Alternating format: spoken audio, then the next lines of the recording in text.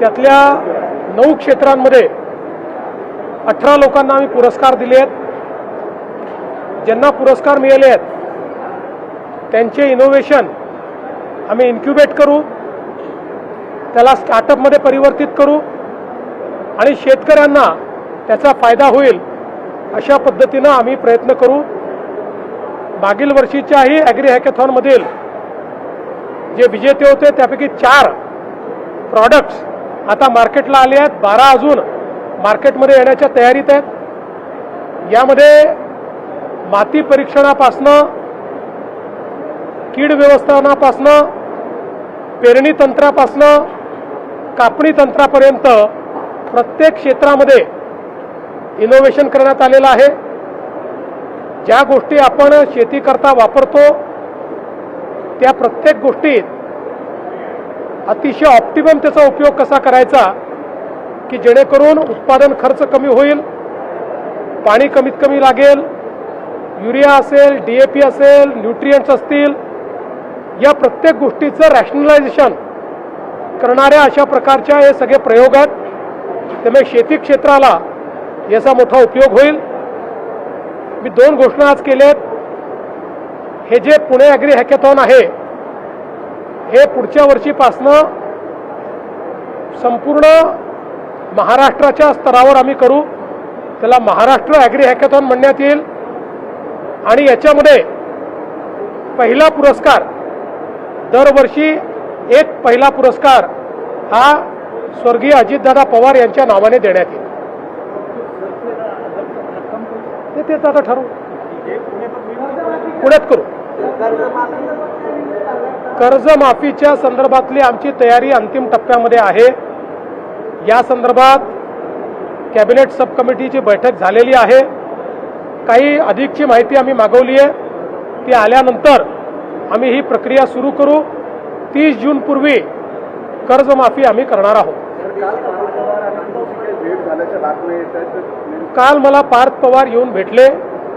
काही 2-3 प्रशासनिक विषय होते, काही राजकीय विषय होते, त्याच्यावर त्यांनी माझ्याशी चर्चा केली। मला असं वाटतं की आम्ही मित्रपक्ष आहोत, त्यामुळे ते मला येऊन भेटणं ही काही फार मोठी बातमी आहे असं मला वाटत नाही। राज्यात कुठलंही ऊर्जा संकट नाही।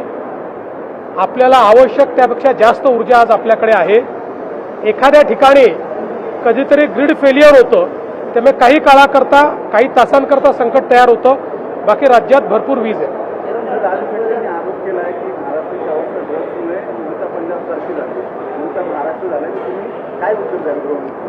असं आहे की आपल्याला आकडेच या ठिकाणी पाहायला मिळतात।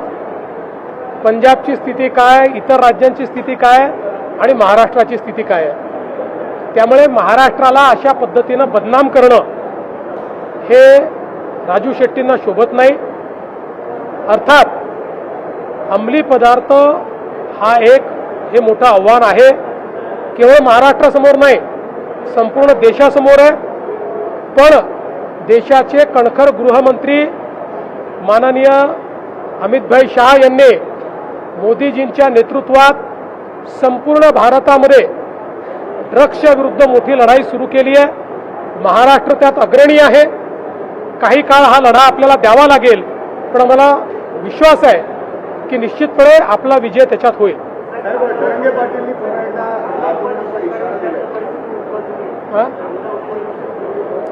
असं आहे की आता जी काही आंतरराष्ट्रीय परिस्थिती आहे त्यामुळे आपला कांदा बांगलादेशातही जात नाही आहे, आखाती देशातही जात नाही आहे। उत्पादन अधिक आहे, त्याला खरीदार कमी आहे आणि म्हणूनच कालपासनं केंद्र सरकारने इंटरव्हेन्शन सुरू केलं आहे।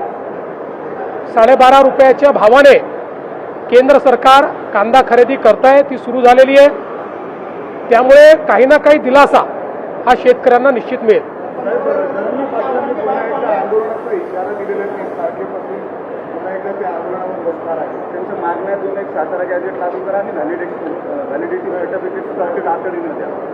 असं आहे, सातत्याने मराठा समाजाकरता राज्य सरकारने अनेक गोष्टी केल्या आहेत। यामध्ये सारथी संस्था तयार करून आपले अनेक मराठा तरुण IAS, IPS, MPSC स्पर्धा परीक्षांमध्ये आज त्या ठिकाणी उत्तम यश संपादन करतायत।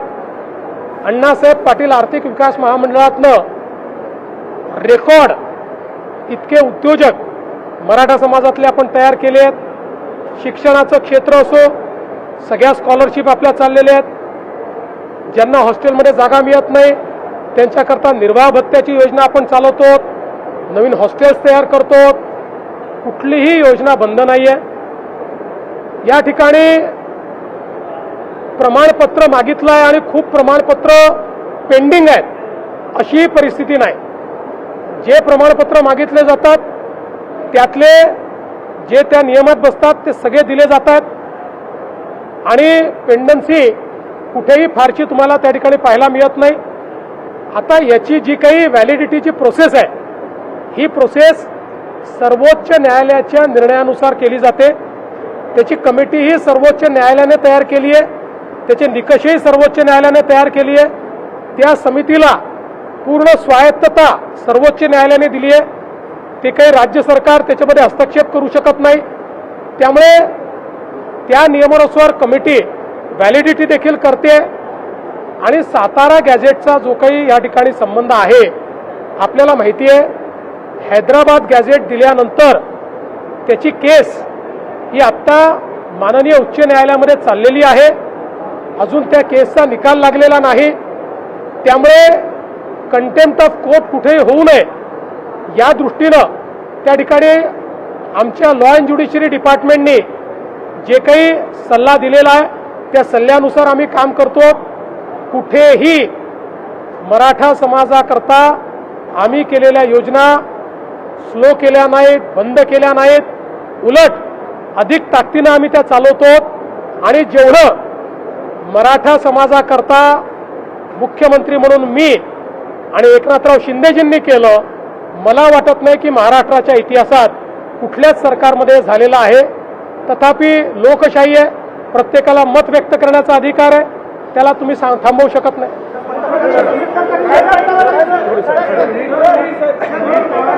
Thank you.